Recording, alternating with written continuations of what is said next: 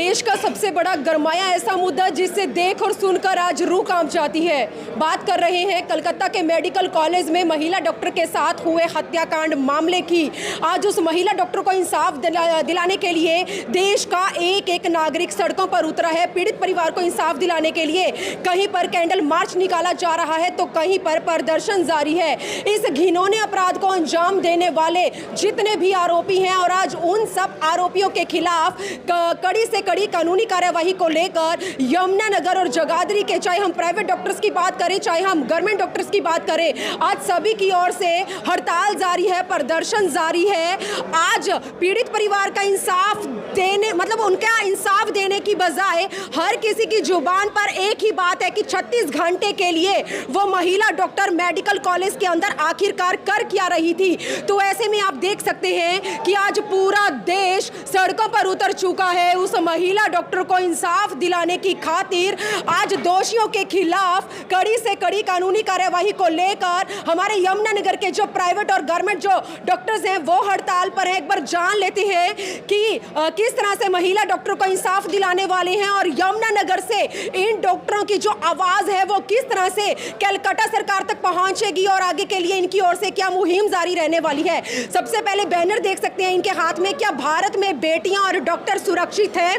डॉक्टरों के खिलाफ हिंसा के लिए केंद्रीय कानून, कोलकाता निर्भया को न्याय मिल सके, क्योंकि आज फिर से एक बेटी की हवस की खातिर बलि ली गई है और नहीं पता आने वाले समय में हमारे समाज के अंदर कब तक बेटियों और बहुओं को इस शोषण का शिकार होना पड़ेगा। ऐसे में डॉक्टर हमारे साथ है, एक बार इनसे जान लेते हैं। जी डॉक्टर, क्या कहना चाहेंगे आप? आज आप लोगों का प्रदर्शन चल रहा है महिला डॉक्टर को इंसाफ दिलाने की खातिर। सबसे पहले ये बताएं कि किस तरह से ये प्रदर्शन जारी है और कितने से कितने बजे तक का, कितने दिन का ये प्रदर्शन रहने वाला है? कि ये जो आज हमारी स्ट्राइक है ये 24 घंटे की स्ट्राइक है। सुबह 6 बजे से कल सुबह 6 बजे तक की है। इस दौरान हम अपनी कोई भी सर्विसेज किसी भी मरीज़ को हम सेवाएं नहीं दे पाएंगे और ये शांतिपूर्वक प्रदर्शन है। यहाँ पे सब डॉक्टर्स इकट्ठे हुए, हमने आपस में डिस्कस किया, प्रेस को बुलाया। अभी हम डीसी साहब को प्रज्ञापन देने जाएंगे कि इसके खिलाफ हमारी आवाज़ कलकत्ता तक पहुँचाएंगे। क्या लगता है इस प्रदर्शन के चलते पीड़ित परिवार को इंसाफ मिलेगा? क्योंकि घिनौने अपराध को अंजाम देने वाले जो अपराधी हैं वो अभी भी खुले आसमान के नीचे खुली हवा में सांस ले रहे हैं। मतलब क्या लगता है आपको? देखिए, कुछ चीज़ें वक्त के ऊपर छोड़ दी जाती हैं, पर जिस तरीके से सारे मसले में एविडेंस डिस्ट्रॉय किए गए हैं, पहले दिन से लेके 6-7वें दिन तक कुछ नहीं किया गया, सिर्फ गुमराह करते रहे, रेजिडेंट्स की आवाज़ को दबाने की कोशिश करते रहे। मेडिकल कॉलेज पे अटैक हो गया रेजिडेंट्स के ऊपर जो प्रदर्शन शांतिपूर्वक प्रदर्शन कर रहे थे। उस हिसाब से न्याय मिलना बड़ा मुश्किल है, पर फिर भी सब डॉक्टर इकट्ठे हैं, सारे देश के डॉक्टर इकट्ठे हैं इस मामले में और हम चाहेंगे सारी जनता इकट्ठी हो कि इस तरीके के जघन्य अपराध में सजाएं। सर, मैं आपसे जानना चाहती हूँ कौन है ये दरिंदे जो इस तरह के घिनौने अपराध को हर कुछ समय के बाद अंजाम दे रहे हैं? क्या है ये हवस, कहाँ से आ रही है, कहाँ से पनप रही है? कौन है ये लोग, कहाँ के रहने वाले हो सकते हैं? बड़ा अच्छा सवाल है। ये वही समाज के लोग हैं जो हमारे हैं, जो हमारा समाज है वहीं के लोग हैं। पर हमने अपने बच्चों को, बेटियों को तो सिखाया कि बेटा तुमने ध्यान से रहना है या रात को यहाँ नहीं जाना, पर हमने अपने बेटों को नहीं सिखाया। हमें बेटों को, नारियों की इज्जत करनी नहीं सिखाई।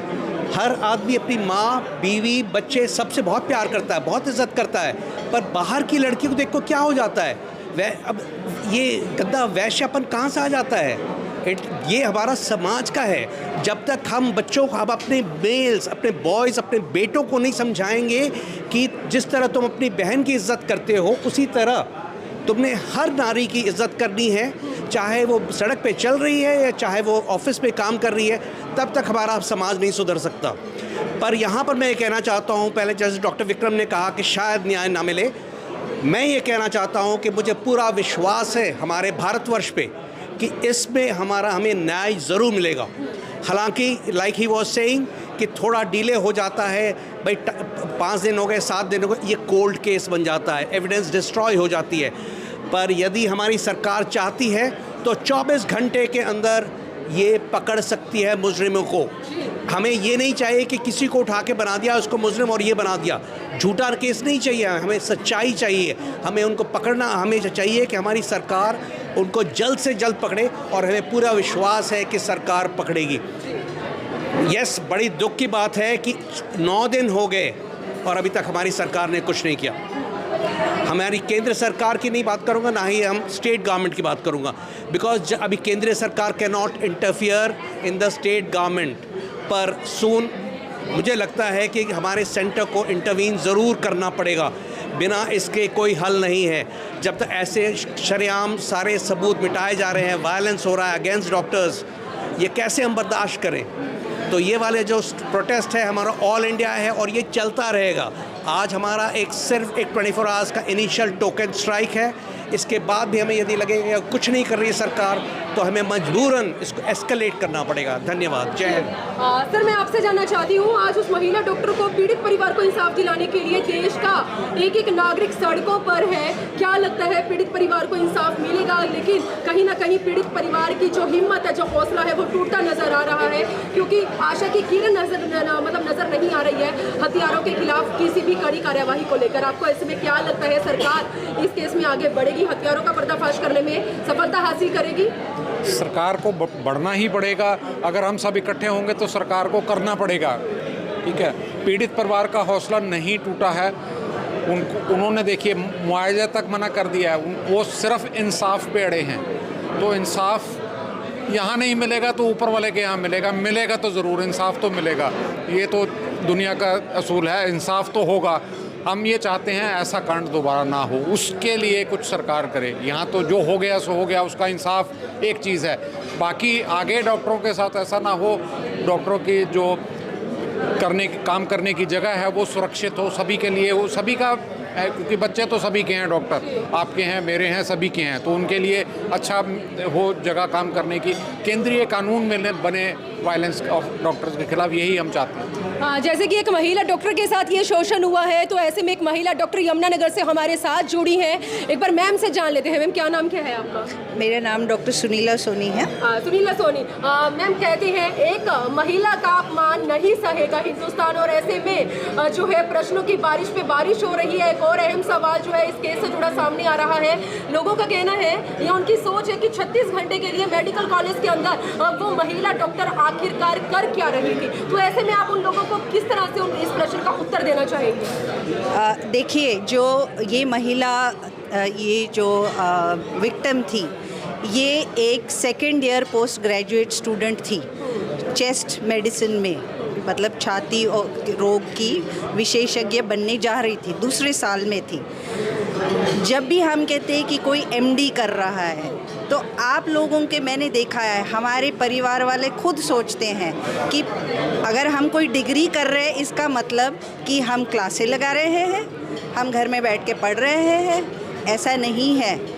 24-24 घंटे मरीज़ों की सेवा में लगे रहना पड़ता है, जिसको हम कहते हैं क्लिनिकल वर्क।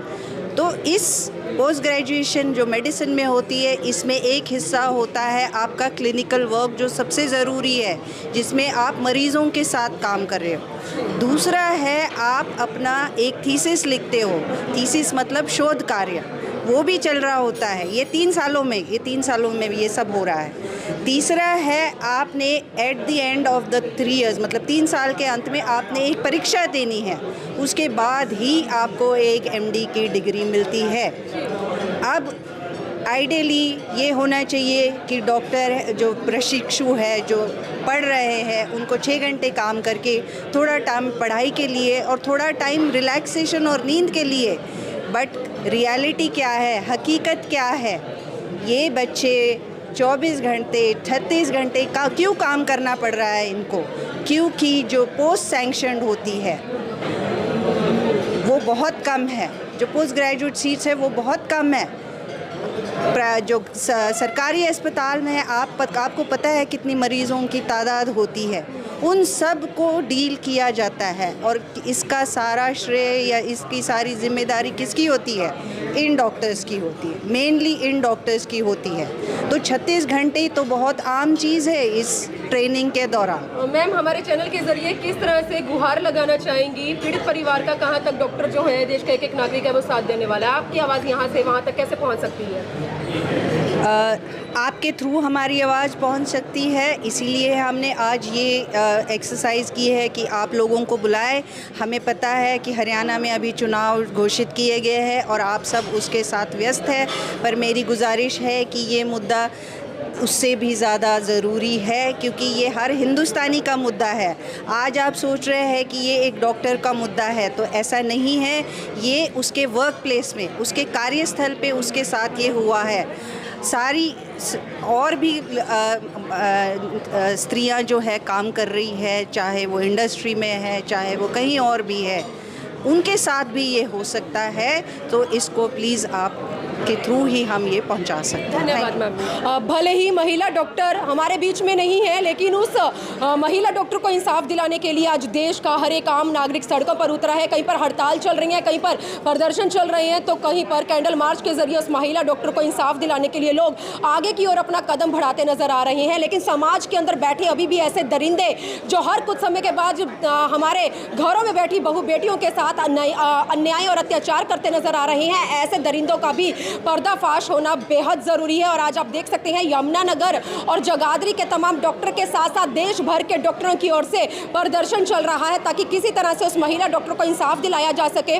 और ऐसे में ये सभी डॉक्टर हमारे चैनल के जरिए केंद्र सरकार के आगे और कलकत्ता सरकार के आगे अपील करते नजर आ रहे हैं कि घिनौने अपराध को अंजाम देने वाले उन दरिंदों का पर्दाफाश होना बेहद ज़रूरी है, ताकि ये सिलसिला यहीं थम सके और आने वाले समय में निर्भया और इस महिला डॉक्टर की तरह किसी और महिला की बलि न चढ़ सके। तो प्लीज़ हवस के लिए ये जो लोग अपने घिनौने अपराध को अंजाम दे रहे हैं, इस सिलसिले को बंद करने के लिए आज हर किसी को ज़रूरत है। पीड़ित परिवार को इंसाफ दिलाने के लिए, मतलब उनको इंसाफ दिलाने के लिए आगे की ओर वो अपना कदम बढ़ाए। तो आज की एक बड़ी खबर के साथ मैं यमुनानगर के जिम खाना क्लब से लाइव जुड़ी थी। मेरी आप लोगों से अपील, आप लोग इस खबर को शेयर करें और भगवान से प्रार्थना करते हैं कि भगवान उस महिला डॉक्टर को, वो जहाँ कहीं भी है, उसकी आत्मा को भी शांति दे सके। वीडियो जर्नलिस्ट मनप्रीत के साथ यमुनानगर से मनदीप कौर की रिपोर्ट।